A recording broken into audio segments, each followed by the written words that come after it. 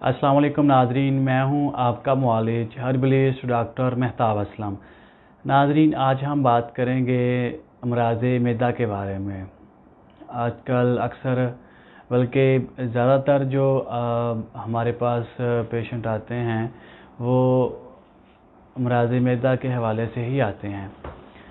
देखने में आया है कि जब लोग खाना खाते हैं तो खाने के बाद उनको ये ग़िज़ा वाली जो नाली है इसमें जलन होती है और मकामे मैदा पे उनको दर्द रहती है।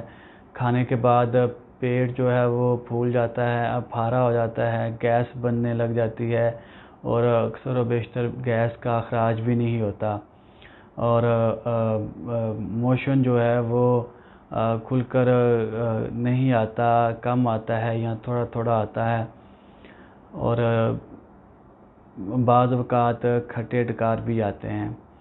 तो भूख की कमी रहती है, खाने को दिल नहीं करता, खाते हैं तो कम मकदार में खाते हैं और पेट जो है वो खाना खाने के बाद फूल जाता है, अफारा हो जाता है, डकार भी खुल के सही से नहीं आते।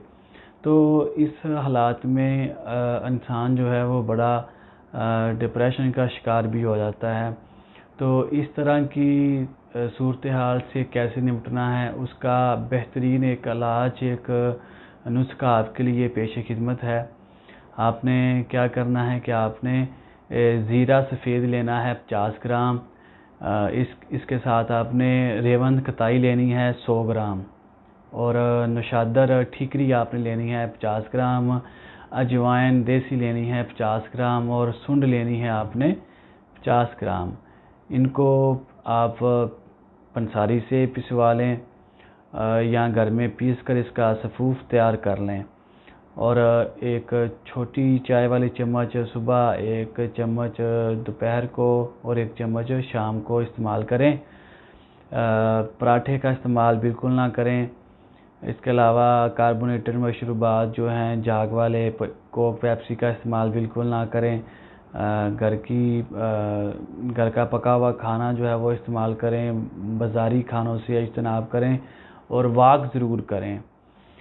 कोशिश करें कि आप सुबह या शाम को 2-3 किलोमीटर आप वॉक ज़रूर करें और ज़्यादा ठंडा पानी और ठंडे मशरूबात से आप परहेज़ करें और फ्रूट्स जो हैं वो आप ज़रूर इस्तेमाल करें।